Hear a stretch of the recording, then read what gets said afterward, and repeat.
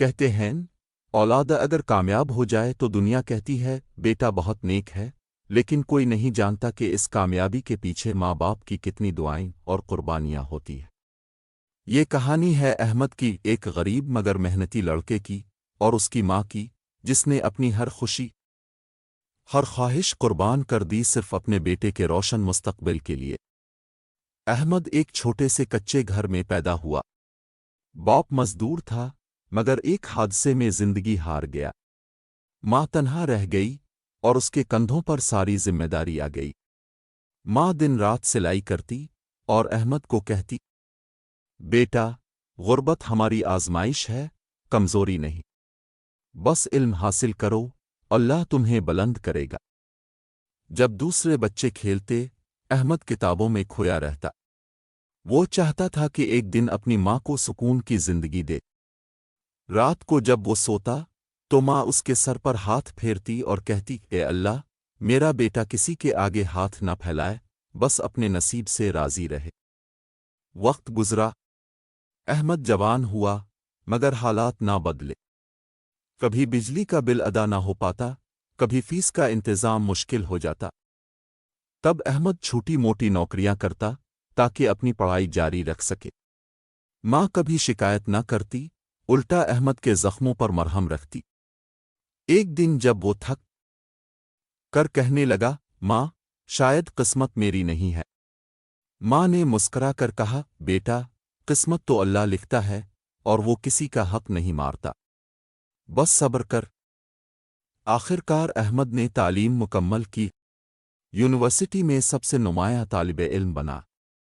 ماں کی آنکھوں میں خوشی کے آنسو تھے۔ جب احمد نے اپنی ڈگری ماں کے ہاتھ میں رکھی تو ماں نے کہا، بیٹا، یہ میری زندگی کی سب سے بڑی کمائی ہے۔ اسی دن احمد کو نوکری کی آفر ملی۔ وہ دوڑتا ہوا گھر آیا، ماں کے پاؤں چھوئے اور کہا، ماں، آج آپ کا بیٹا نوکری پر لگ گیا۔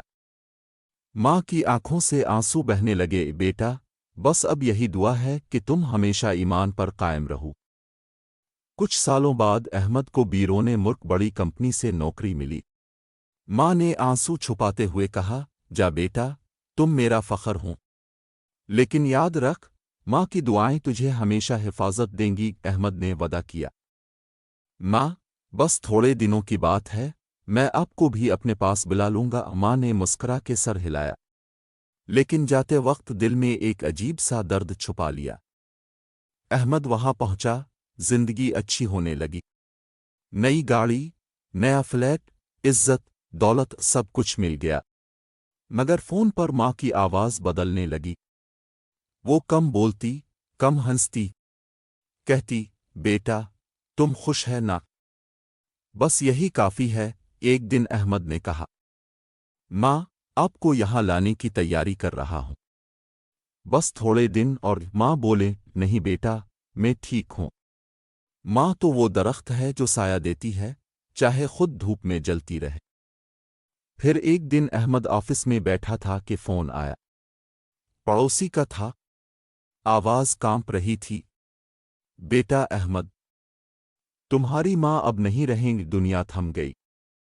احمد کے ہاتھ سے فون گر گیا۔ اس کے کانوں میں صرف ایک آواز گونج رہی تھی، بیٹا، تم خوش رہنا۔ احمد واپس آیا، گھر میں خاموشی تھی۔ وہ ماں کا کمرہ کھول کر بیٹھ گیا۔ قرآن کھلا ہوا تھا، تسبیح ابھی تک بستر پر تھی۔ پاس ایک کاغذ رکھا تھا جس پر لکھا تھا، میرا بیٹا کامیاب ہو گیا، الحمدللہ، اب میں سکون میں ہوں۔ احمد پھوٹ پھوٹ کر رو پڑا، ماں، میں دیر کر گیا، اپنے سب کچھ دے دیا، اور میں صرف وعدے کرتا رہا۔ آج احمد کے پاس سب کچھ ہے، دولت، عزت، مقام، مگر ایک چیز نہیں، ماں کی دعائیں۔ وہ روز قبر پر جاتا ہے اور کہتا ہے، ماں، اگر میں وقت واپس لا سکتا تو سب چھوڑ کر آپ کے پاس رہتا۔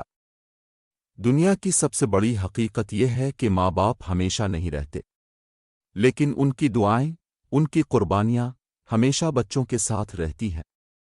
وقت رہتے ان کی قدر کرو، ورنہ ایک دن صرف یادیں رہ جائیں گی۔ ویڈیو اچھی لگی ہو تو لائک کمنٹ اور شیئر کرنا نہ بھولیں۔ آپ کا ایک لائک اور شیئر میرا حوصلہ بڑھاتا ہے۔